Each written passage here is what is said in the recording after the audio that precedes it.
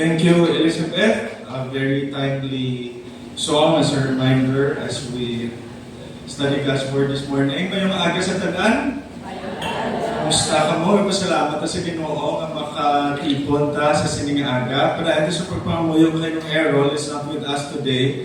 Naglakad siya sa Cambodia for a mission trip, assisting some of our brothers and sisters nga engaged sa missions, short-term mission trip dito.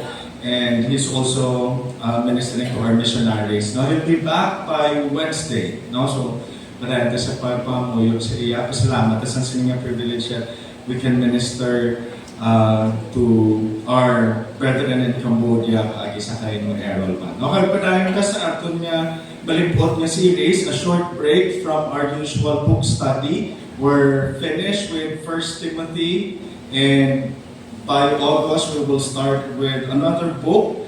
Kag subong we're having a break, kag nagsugod ta sa atong pagtuon sa Lord's Prayer, no? Popularly named as the Lord's Prayer, found in Matthew chapter 6. No? Kag sa sininga aga, we'll focus our attention on verse 11, and our text reads, "Give us this day our daily bread." And mga muyo ta sa aton nga pagtuon sa pulong sa Ginoo sa sininga aga. Let's pray.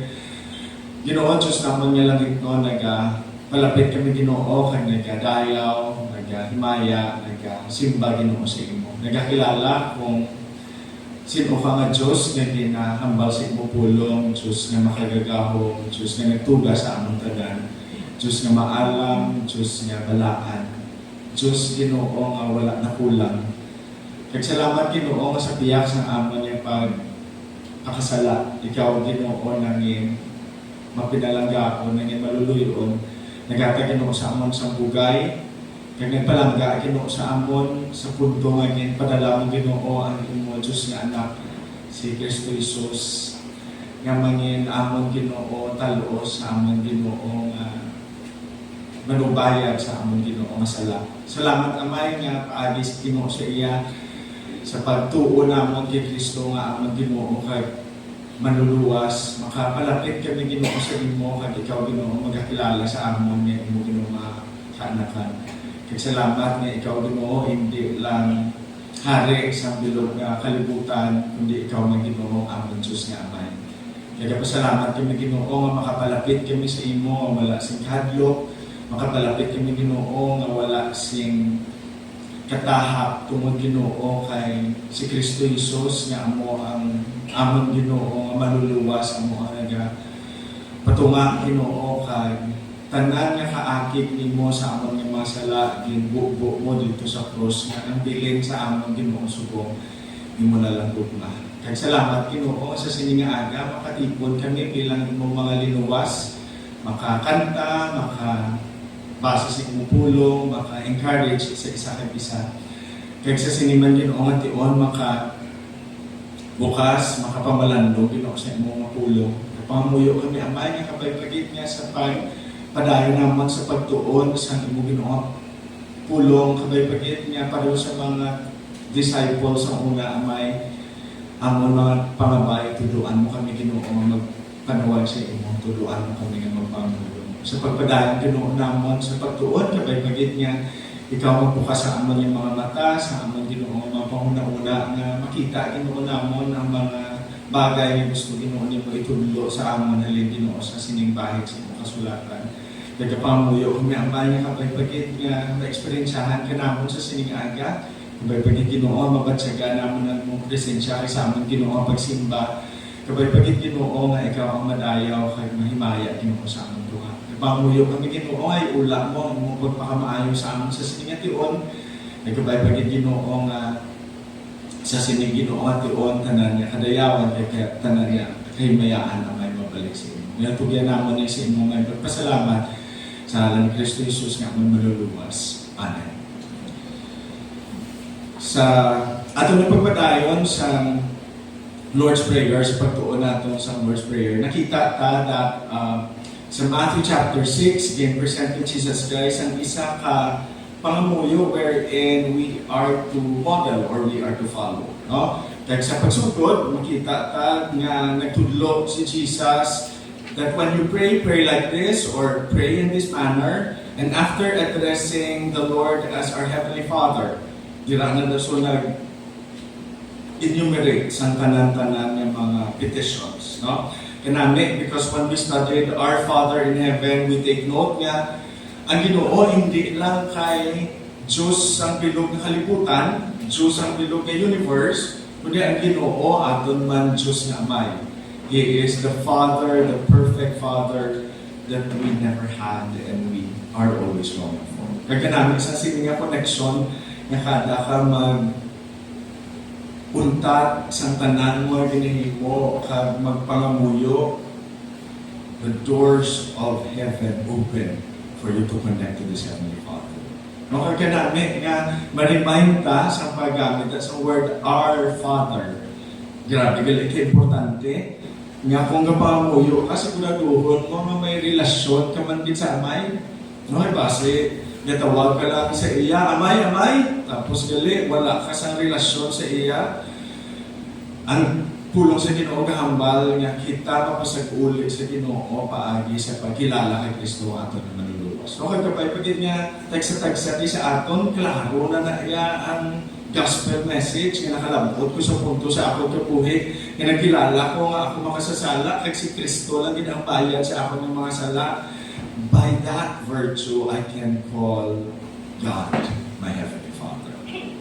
Kaya makita ta that after sa sininga pag-address, 7 petitions follow. Hallowed be your name, your kingdom come, your will be done on earth as it is in heaven. Give us this day our daily bread, forgive us our debts, and lead us not into temptation, deliver us from evil. No? So, pito ka mga petitions, kaya kung i-summarize ta, the first 3 petitions somehow focuses on God Himself. That He will be glorified in our lives, that His kingdom will come, and that His will be done on earth.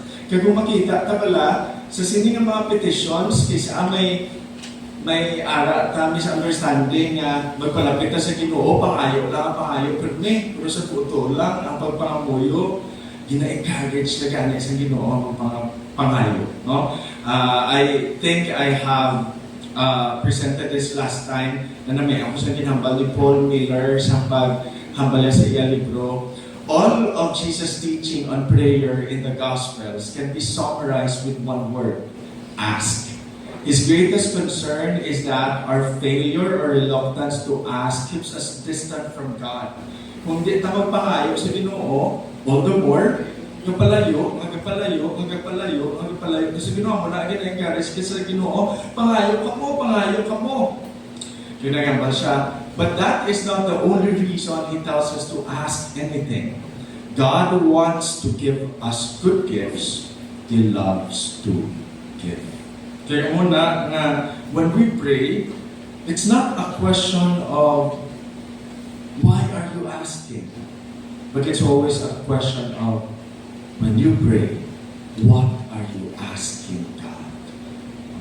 Kaya kanami, sa first 3 petitions, hallowed be your name, your kingdom come, and your will be done. This will not only focus on God, but this will also direct our prayers as we pray for ourselves. Kanami, sa sininga aga, as we talk about, give us this day our daily bread, ang tatlo kauna-una na petition, amo ang foundation nga makasiguro ta, we're always praying what God's will is. Kaya sa totoo lang, kung kapamuyo, kakagsuguran, mong pangamuyo, Lord, kapag pagin niya, ikaw mag-glorify sa akong kabuhi. Be big in my life. Lord, may your kingdom come, kakabay pagin niya maging parte ko sa fulfill sa sinang kingdom sa akong kabuhi bilang imo witness. Lord, kapag pagin niya ang kabuputol mo sa akong kabuhi matuman, not my will but yours be done. Lord, kain posible, kita sunod mga muyo pa sa Ginoo. Lord, kapag pagkikaan mo ka oportunidad sa sining adlaw nga nabi lang tanig simpo makapangawat ko. Doon ka lang, no? Umaba ka nga, Lord, ani, inangiti-langit ko madakpan sa mga pulis kay mangawat ko sa bangko. No? Or, Lord, alam mo, kusog kag kabakot, kag kaalam, kay subong sulumon kung akong tupadbalay, kag mangaway ko. No, hindi pwede, no? Every time we pray for our needs and we start focusing on God, our needs are directed in a way nga ang pangayoon ta sa Ginoo will always be aligned to what He wants us to do. Amo na nga kung magpaamoy ta, give us this day our daily bread. Makasiguro ta nga kung gitsuguran ta focus ang Ginoo, tandaan nga pangayoon ta sa Ginoo will be aligned with His will. No wonder in so many verses gihambal ang Ginoo sa atong pangayo kamo bala. Kaya kung mangayo ka mo, hatagan ka. The only condition is that we ask according to God's will. Kaya kini mahimo lang when we follow the first three petitions, God being glorified in our lives. Kaya sa nga aga, as we focus on this verse, give us this day our daily bread, may we be able to know what is the implications and the meaning and the truth behind this fourth petition, which concerns now ourselves. No? Just a little observation, pag that give us, galing siya sa Greek word nga palugid sa ato na English mo, na makamaka, mangayo ko Ginoo, gai kami Ginoo. No? Kaya ang word nga as, of course, namin kay Jesus ihambal sa wala sa nagambal, give me. Okay, kisa aton mga pangamuyo, focus lang sa aton. Pero naghambal ang Ginoo kung magpangamuyo ka mo, give us. Okay, may implication pag give us according to what's favorable to us. Kaya katingalahan, kaya kung magbalik ako sa original nga tense ang sining give us, again, it's not a request. Sugo. Magamaka, give us. So, pareho lang sa bata nga, gai ko. Kaya amo ni galing access ta sa amay. May amo ka na galing nga access nga, biskan ang pangamuyo mo, do kasugo sa Ginoo, makamaka nga, amo na galing pribiliyo, may arap ko sa Diyos, no? Gahambal sa amon si Gibala, sugo, ako wala nga hatagan, taka, amo na di ang term na gingamit. No? Kaya, paghambal ni Jesus, give us, of course, it connotes that sining adlaw. Kaya ini man is, again, the same thing, sining adlaw, kaya kami sa amon kinalanon, kaya naghambal na siya, our bread. Ang bread nila, nag-refer din sa literal na bread. No? So again, paghambal mo, give us this day our daily bread, it refers to the literal bread, which pictures our physical needs. And specifically, kahambal niya, our physical needs, kaya ginamit pala kay Jesus, kaya paghambal niya, sini, give us this day our daily bread, kahambal sa, wala ko gina-neglect ang inyong physical needs. So sometimes, kaya palapit na sa Ginoo, kaya naalangan, mga ayon sa atin yung physical needs, kaya panundong tanga kasi hindi importante sa iya atin yung physical needs. Pero si Jesus nagambal, hindi. Kung mapalapit mo sa amay, address Him as your Heavenly Father, suguan nyo sa, give us this day our daily bread. Although it pictures then a holistic, complete term for all our needs, whether it's physical, spiritual, pero makita ta pala nga it's always focused on this time, all the needs that we have. Kagambal ang Ginoo, kung may request ka mo sa abay, pangayo ka mo, subong para sa sinigang. Napatigid ko nga importante ni sa aton subong. Pero I believe nga ang ining line has brought comfort to the audience of Jesus during this time. Paghambal niya sa Ginoo nga, mga boy, mo give us this day subong our daily bread, but significant sa ila ang ining request tungod sa kaimulon kag scarcity of food. No? I read one time sa culture ko sa una nga ang isa ka adlaw nga lagaw naton subong kuno sa merkado. Kung abi no may halin sa time ni Jesus mag-time travel, kaya makadto sa 2025, kaya makadto sa libertad, makita yan that that's the whole food that person will see all his life. So meaning, ang ina nga isa ka adlaw na nga supply, bilog yan na iya kuno nga kabuhi. Tungod kay sa una, food was scarce.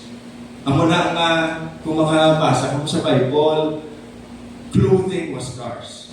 Nang ang bayo nila kuno ya tag isa, tag duwa, mo na nga may term sa Bible ya, kung ang imo gani nga utod, na utang sa imo kaging gamit yang pangsanglaan iya nga bayo, pagkagabi ibalik lang sa iya kay amulang na iya bayo. No? So pagkadto din ni Abibino, nag-time travel sa akin nagkadto sa ukay-ukay, mapudlo iya mata. Yung mga basag kamog na amo bayo ba? Or basic time travel sa inyo balay, kabuksan na inyong cabinet, magsidumog na amo, iya bayo ba? Muna nagambal si Jesus. So hindi ka mo mag-worry kung anong sulubon nyo. Kasi ilan yan na time? Isa, dua, tatlo, apat, yung apat na imo bayo, that's already luxury. Kasi ginambalan din sila sa Ginoo, give us this day our daily bread. Give us our needs, Lord. It was more significant to them than to us. Kaya sa aton niya subong, ambot, kung nakapamuyo, mga mo, give us this day our daily bread. Diba sa pagbukas mo sa inyong ref, mambal ka man niya, may supply pa ko hasta sa suglog ni Simana, okay pa ko silingan lang. Or pagbukas mo sa inyong bank account, mambal ka nga, naiara pa ko makatapot pa ko sa silingang bulan. No? Miskan from paycheck to paycheck lang ta, no? Or baka nga, base kung magtulog ka sa imo nga mga propiedad, baka nga daw secure na ko sini sa akon nga 10 years time. And sometimes we're tricked by the lie. Nga hindi takinanlan ang Ginoo subo nga lang because we are well provided. Kabay pagit nga hindi ka magpati sa sina na putik sa yawa because honestly, everything that we have right now could be taken away by God at an instant. Amuna nga kabay pagit nga sa sini nga aga makatuon ta. So pagpangamuyo ta, give us this day our daily bread, it's actually a prayer of dependence. Pasensya lang yun sa lada mapagputang. It's actually a prayer of dependence. When God say, give us this day our daily bread, it means nga, Lord, nga palapit ko sa imo sa sininga aga nga nagkakilala, nga tanan-tanan ko ang kinanlan, ara na magit sa imo. Ikaw naman git ang makaprovide sa inyo. Physically, emotionally, spiritually, mentally, tanan Ginoo nagkakabuhi ko sa imo subo. And may we not be tricked by the devil into thinking that an instant or an hour or a day in my life pwede nga hindi ko kinanlan ng Ginoo. Kanami sa kanta takayina I need thee every hour. Kapag every second of our lives, we will realize that we exist because of God's daily bread.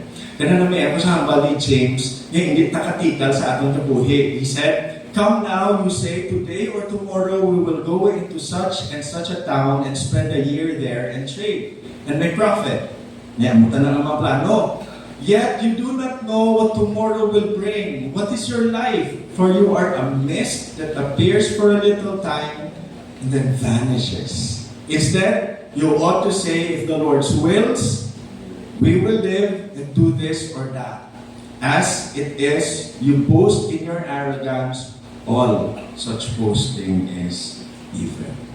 Kagambal ni Paul, nga akin na lang ito magsalig because every inch of our life is from the Lord. Nambalya sa Acts chapter 17 verse 28, for in Him we live and move and have our being. Kanami, nga ma-realize niya kung ikaw Kristohanon, kapag pagit niya, adlaw-adlaw, makapamuyo ka, dependence sa Ginoo. Give us this day our daily bread. Pero, kis, ay pamapot na, tiniban nga niya, wala na pamuyo. Nagkakaprovide lang sila. Mukhalanong pagana sila sa ako.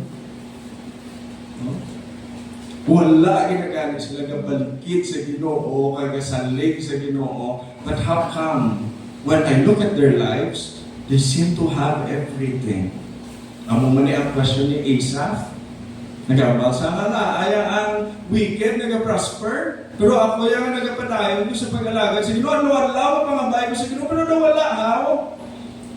Pero namin, wala kong dumdumunta si Jesus na ginhambal sa Matthew chapter 5 verse 44. But I say to you, love your enemies and pray for those who persecute you. May rason sa verse 45. So that you may be sons of your Father who is in heaven. Ano ko nung ato niya may?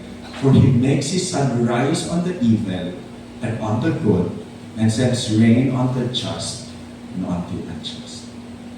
Nga, ang Ginoo, gahatag sa kung sometimes sa mga tao, even yung wala na kapangamuyo, daily bread, sustenance, simply because God is good. Kaya wala siya nagahatag lang ulan sa Kristohanon, kundi ginasakop ya pati ang balay sa iban. Wala lang siya kayo nagahatag init sa imo, kundi nagahatag siya sa init na sa iban. That's the reason why God is good. Pero pantayan ta. Because the goodness of the Lord, according to Romans chapter 2, verse 4, should always lead us to repentance. Hindi ka dapat makamang nga, ay, hindi na pa kamaayaw ko sa Ginoo. Biskan, wala ko ga-pray. I think I'm fine. Kaya galing inay mo sa Ginoo, nga, hindi na pa kamaayaw ka because God wants you to look back and repent. So, walang tayan ka. Nga, kapag pagit Lord nga, yes, I will always ask for my daily bread. However, may mga question dapat katapos yun. So kung magpangayo ko sa akin ng daily bread, my tendency to either go to the extremes. The first extreme is being passive. Ang pagkakaulugan ko na sining, hindi na ako magtrabaho, kaya mahula na lang ako sa pagpakamaayos ng Ginoo. Nanamay ako sa hambas ng isa ka pastor when he said, God gives the birds their food, but it does not throw it into their nest. Ang Ginoo kahatag tuod sa mga pispis nga nagambal sana, ang mga pispis nga wala ka palibog, pero paghatag sa Ginoo sila sa pagkaon, wala na yung hulug-hulugan sa pagkaon na the birds are the ones nga ginasustain sa Ginoo kasi sila man mismo kapangita sa ilang pagpangita. Kaya sa pagpapakuyutan, give us this day our daily bread, it does not mean that we become passive. Kaya hindi na magtrabaho. Hambal ni Paul, kaya iyan na nga example sa 2 Thessalonians chapter 3 verse 10, kaya natunatan na niya sa atong series last night. For even when we were with you, we would give you this command, if anyone is not willing to work, let him not eat. Klaro, ginaaya nga sa sugod pa lang sa creation, nagambal ang Ginoo, you dress the garden, by working your needs will be provided. All the more sa nagpakasala ang tao, nagambal ang Ginoo by the sweat of your brow, you will eat. So kaklaro, ginaaya, nga God will supply our needs as we work. Kaya kaklaro man that as we work, the strength that He supplies comes from Him. That's why we always pray, give us this day our daily bread. Kaya isa ka extreme, sige, kung makato ko sa passivity nga, mapati ko nga, pisan ka pong ko, alam ko yan, Ginoo, mag-provide sa akong yung needs. Ang isa naman ka extreme is, may term ta sa English, cynicism or cynicism. No? Nga wala ka na yung kapati, baka na lang, maubra na lang ko yan, maubra. Kaya nga ako magsige ko obra, ada ang law of cause and effect. No? Sakto ka na, ang uga, ubra ko yan, may kalanon. Because and very, very true. Nagambal ang Bible, what you sow, you reap. No? Pero kung magkabuhi ka pala sa punto, ano, wala na Ginoo, sige ka na lang, ubra kay kapati ka nga, it is your own power that feeds you. Kisa kakapoy. Kaya ma-realize mo, again, wala na kapati sa imo kay mama ka pala nga, panguyo. O subong nagaan ko siyang Ginoo sa kwarta, maapot man ginaya kwarta, basic na timingan lang, kag natsambahan lang. Kisa nga kaparamdam naman ang panguyo, tsamba lang ganyan, natsambahan lang ganyan, coincidence lang na ito siguro. No? Kapanguyo ka nga, mahimunan mo kinalanon, tinagtrabaho ka, nahimunan mo kinalanon. Cause and effect. Kasi sa agalabot sa punto, nagapadayon ka sa aton kabuhi adlaw-adlaw, praying, give us this day our daily bread. But deep down in our hearts, ang baltang, ako manigyapon. Ako manigyapon ang mga budlay. Para, na mag-pray ko. Nakita na yung attitude ta kisa. Because we believe na hindi ta kinanlan ang Ginoo. Pero ay ko siyang isa kahambal, mabuot kung paano yung context, pero kasi lang-ulang mo, yan naman niya, wala isa ka pastor, ginagambal. When I pray, coincidence happen. And when I don't, they don't. Sa tabanan ako this nyo, magpakamuyo, wala ka, magic-magic. Gamitin ko na lang ang term ng Errol. Nga, magpakamuyo ko, kada mo magic-magic sa Ginoo. Pero kung hindi ko magpakamuyo, wala man magic-magic. Kaya makahambal ka, kapay pagi, hindi matula sa aton ang misteryo sa pagpakamuyo. Kaya makahambal ka pala nga, huulo, tubig siya, Lord. Huwag ka pa nga paglalay ko, but at the end of the day, ma-realize ko that it's you who answers my prayer. It's you who meets my daily needs. Kitanan tadi, maka-attest ka that we have this faithful Heavenly Father. Nga sa mga ital-ital nga tiyon sa atong kabuhay nga wala na tatlaganan kag nagsalig lang kita sa iya ka nagama, Lord, imo na ni Lord, ma-realize mo ang mga magic sa Ginoo sa Ginoo. And we praise the Lord. Kaya namin na magpalikit sila sa una, kung makakita mo kung sa akon lang ito ya, waay ito. Pero I realize that every time I depend on the Lord and honestly pray, give us this day our daily bread, I realize the redemption that I experienced from the Lord. Coincidences happen. Ito ba bagay nga, alo-alaw mo ng inyong eksperyensya, amo ng ako ng eksperyensya when we come to God every day in dependence. Pero, hanggang sige ko nagkatuon, may question ko dyan sa paghambal ko nga give us this day our daily bread. No? Word na pala nga daily. Kakuan man sa ako ng ulo, pero nang nagsunod sa ulo, anong Ginoo man? Kuripot. Mga daily bread. Ano daw? Economical. Nga hatagan yung tasang utay-utay, daily bread. Nga hindi pwede, Lord, hulog tanan, subong. And then nagsunod sa ako, no? Gingamit na daily bread.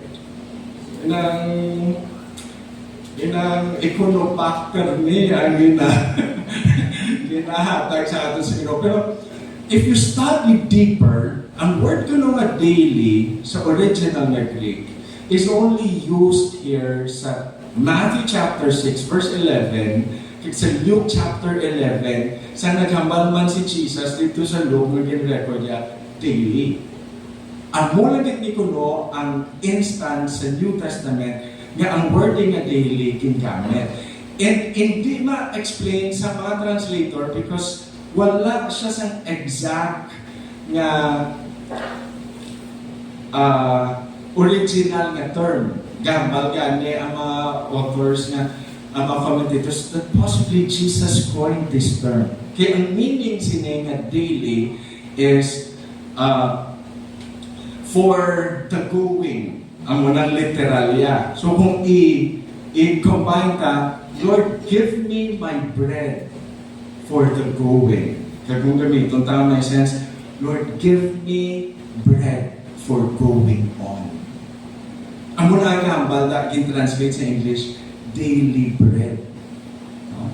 So kung sa aton pa, gambal ka na, Lord, kain ko sang tinapay para nga makapadayon.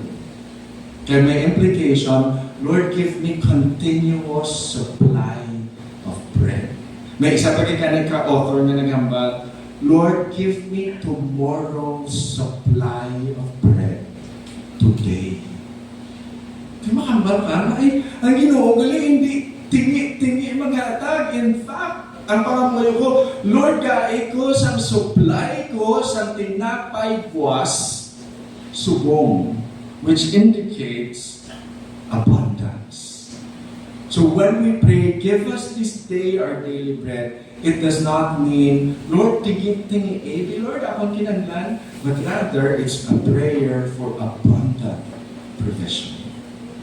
Kaya kung maglantaw sa Bible, sakto sa Ephesians chapter 2, chapter 3, verse 20, now to Him who is able to do far more abundantly than all that we ask or think according to the power at work within us. Kaya balang Ginoo nga si Paul, ay kapangayo ka, ang Ginoo can work far more beyond what you ask or think.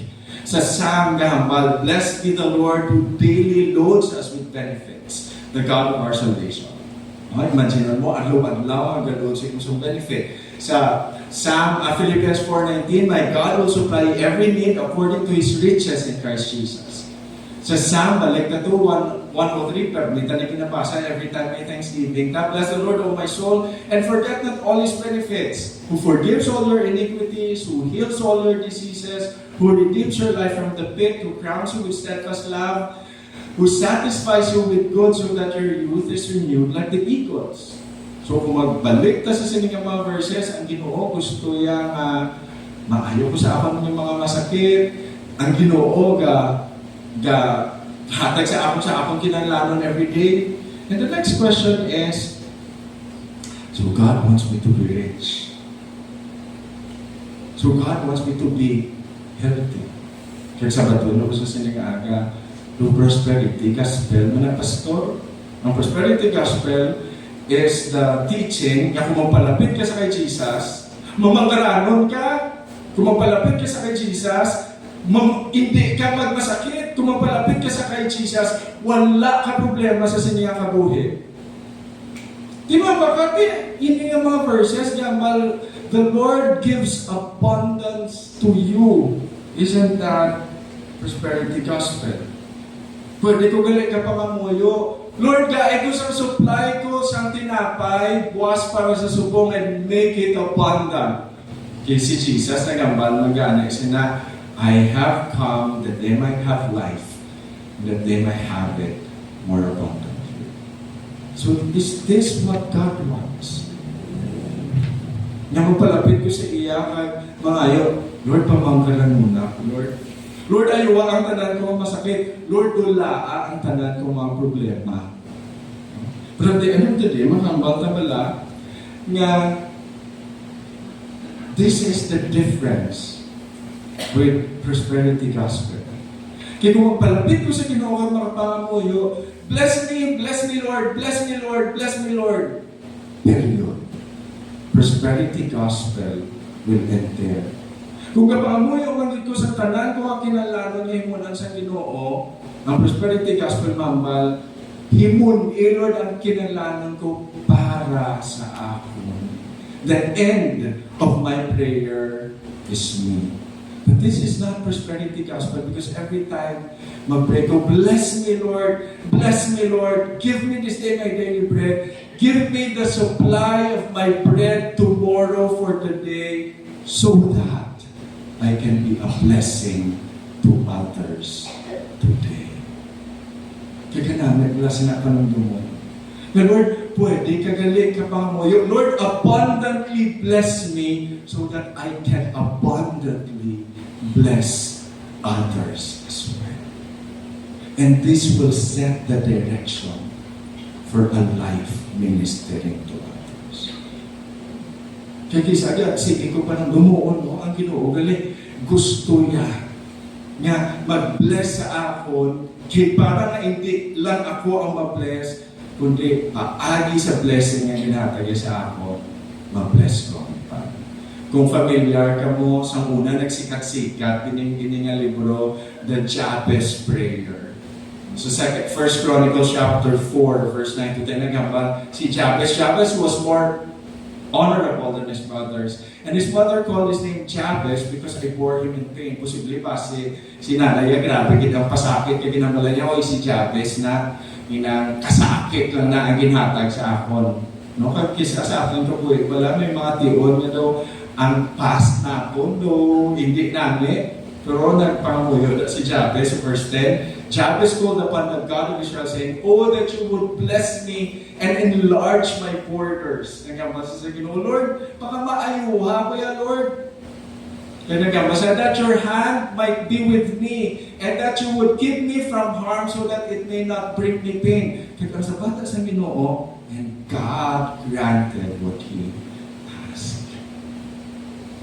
Kaya namin, doon nga, aamunin, nga na-honor ang Ginoo sa kay Jabez because when he asked, Lord, enlarge my coast, I want to be a blessing to others. Lord, posibleng kabuhi ko may have been painful, pero kabay pagit, as you bless me and as you heal my pain, I will be a blessing to others. Nakita na isa mo pa mo yun.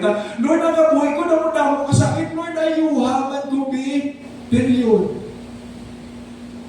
Si Jabez nag-pray, Lord, ang kabuhi ko tuon, kasakit. But Lord, bless me, enlarge my coast. Because I want to be a blessing. Kaya ang end that, and God granted what he asked. Kaya sa Bible, the Lord blesses us because He wants us to be a blessing.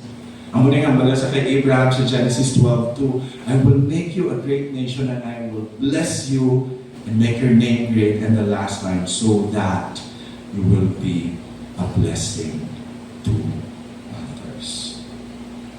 Kabay bagay na makalapot sa aton kabuhi ito, na makapamoy na sa Ginoong Lord, bless me because I want to be a blessing to others. Kaya kung amo ka na pala, this will set the direction for everything that we ask before the Lord. Mahal ka, Lord, kaya kung namin nga balay, mamahayo ka namin nga balay nga. Because I want to be a blessing to others. Lord, i-promote ko, Lord, sa trabaho. Hindi na lain. Namin na request because I want to be a blessing to others. Lord, can you make me financially stable? Because I want to be a blessing to others. Nakita niyo na tanan, gahambal sa aton na kung amuning perspective sa aton na pagpangamuyo according to God wants, mahambal that God will answer our prayers. Kaya namin ang magpangamuyo yung may amunin yung perspective kabay pagid nga pareho sa kay Apostle Paul sa mga tugon niya sa Acts chapter 20 sa mga pastors nga ginmeet niya sa Ephesus. Nagabasa, in all things I have shown you that by working hard in this way, we must help the weak. Nagabasa na so. And remember the words of the Lord Jesus, how He Himself said, it is more blessed to give than to receive. Kaya namin ang perspective. Because every time we ask the Lord, give me this day my daily bread, the abundant supply of your provision, so that I will have the capacity to give. Because it is more blessed to give than to receive. Kaya kung may amutan niya direksyon, makambal ta nga kanami. Yung mangayo sa Ginoo sa aton mga kinanlanon, di para naman yung pagkakamaayo pa dito sa iba. In fact, talking about abundance, sa 2 Corinthians chapter 9 verse 8, naghambal da si Paul, and God is able to make all grace abound to you, so that having all sufficiency in all things, at all times, ano na da ang key? You may abound in every good work. So kung Christian ka subong, you can pakamaayo ka sa Ginoo, ginatagan sa Ginoo ang imo kinahanglanon, hindi lang sa adlaw-adlaw, kundi tomorrow's supply, a year's supply, 10 years supply of bread, because it's abundant. Ginatag na sa imo sa Ginoo, hindi lang kay para imo na, but you will abound in every good work. The same thing with all that God has given us. Kung ginatagan, magiging sa Ginoo kaalam, hindi kay para ipatikal-tikal ko, kundi para na i-share ko sa iba. Kung ang magiging sa Ginoo sa amo niya karisma, ay hindi kay para mag-artista ko, hindi para niya magdako sa akong kabuhi, na maging blessed. So, nakita na when all of these things happen now, it put things into perspective that even the things that we attempt for God, nagambal si William Carey, attempt great things for God will be put into direction. Give us this day our daily bread. So going back to our text, kanang ito sa Ephesians, pagambal niya, now to Him who is able to do far more abundantly than all that we ask or think. Halin siya sa context sa pangamuyo ni Apostle Paul. Kung gusto mo sakto ng Ginoo sa Ginoo yung pangamuyo, kapag pagit nga amuni ang unod sa aton ng mga pangamuyo. So verse 14 nagamba siya, for this reason I bow my knees before the Father, from whom every family in heaven and on earth is named, that according to the riches of His glory He may grant you to be strengthened in power through His Spirit in your inner being, so that Christ may dwell in your hearts through faith, that you be rooted and grounded in love, grow in faith, grow in love, may have the strength to comprehend with all the saints what is the breadth and the length and the height and the depth, and to know the love of Christ that surpasses knowledge, that you may be filled with the fullness of God. Kung may isa pa na pinaka-namin ang pangamuyo, na may pag-iinak ng pangamuyo, na experiensyahan ko pagin ang Ginoo every day. And that's our last point. When we ask, give us this day our daily bread, it's a prayer to experience Jesus. Kaya dumduman nyo ang time sang si Jesus again temp sang yawa. 40 days wala siya kakaon, nagambal ang yawa.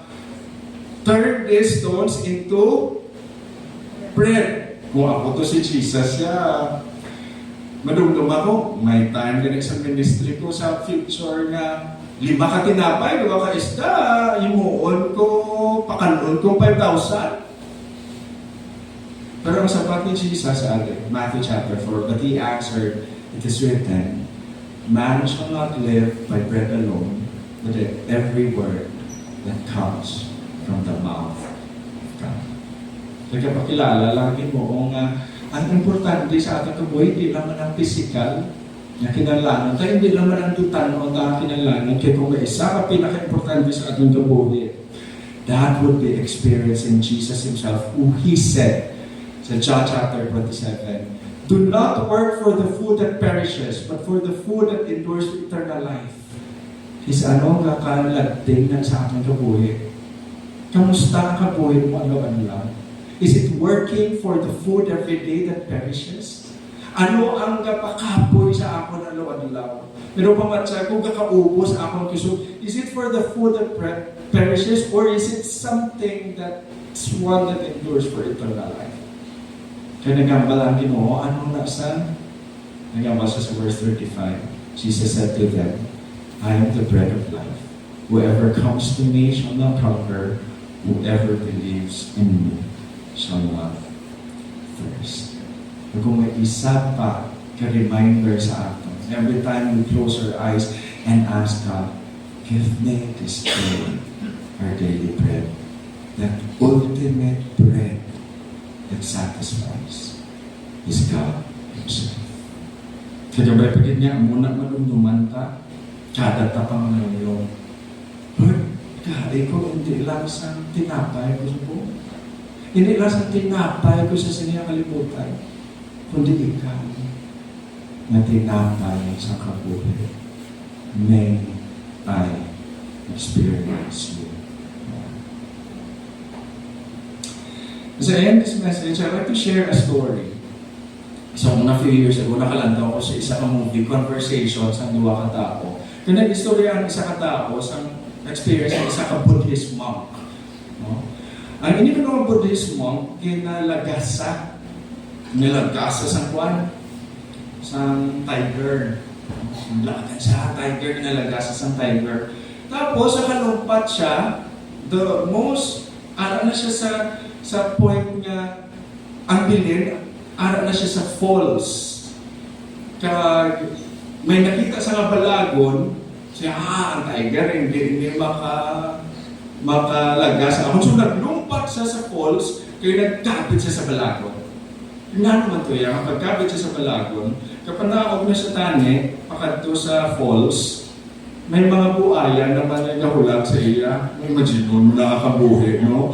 Ninalagas ka sa tiger, tapos sa dalon mo ya, may buaya ka and no way out. Kaya nga naman tuwa sa gasigi sa pakulba, kay panundong, sa katubang sa iya mata, nakita iya ang pinakanami na strawberry, na nakita iya sa bilog iya nga kabuhi.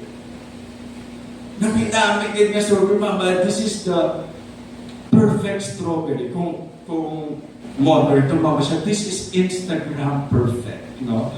Pang Instagram na niya na pictures ng strawberry. And the story ends. Gintulog niya ang strawberry. The end.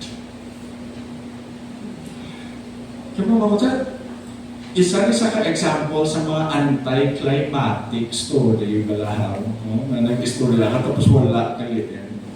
Ang end sa story, intulog niya ang strawberry and he enjoyed the moment. The end. Kamamapad ka, ano? May mga tion sa nabuhi ta. And you know what? We cannot live in the moment. Kaya nga, gakahanta sa mga tiger ta sang una nga galagas-lagas sa ato. Kaya problema, tangala, ano na lang to sang una, hindi ko na tumabaylo, wala na, tapos na.